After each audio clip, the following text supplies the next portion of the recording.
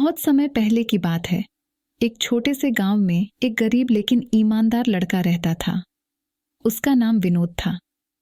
विनोद का परिवार बहुत गरीब था, लेकिन विनोद के पिता ने उसे हमेशा ईमानदारी और मेहनत का महत्व सिखाया था। विनोद का सपना था कि वह पढ़ लिख कर एक बड़ा आदमी बने और अपने परिवार की गरीबी को दूर करे। लेकिन पैसे की कमी के कारण वह स्कूल नहीं जा पाता था। इसलिए वह गांव के एक बुजुर्ग व्यक्ति से पढ़ाई करता, जो गांव के बच्चों को मुफ्त में पढ़ाते थे। एक दिन विनोद जंगल में लकड़ी बीनने गया। वहां उसे एक चमकता हुआ पत्थर मिला। विनोद ने उस पत्थर को उठाया और गौर से देखा। वह एक हीरा था।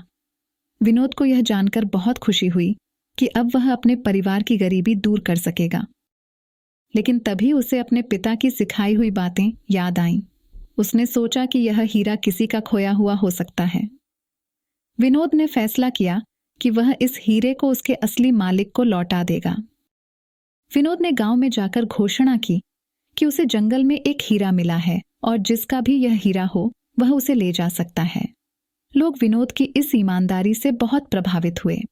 कुछ दिनों बाद एक धनी व्यापारी ने आकर विनोद से वह हीरा ले लिया और उसे बताया कि वह हीरा उसका था, जो उससे कुछ दिनों पहले खो गया था।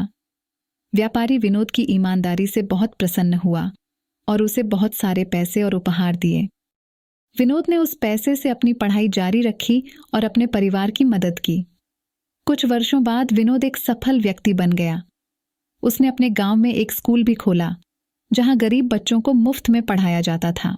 इस कहानी से हमें सीखने को मिलता है कि ईमानदारी हमेशा अच्छाई की ओर ले जाती है और अंत में उसका इनाम जरूर मिलता है।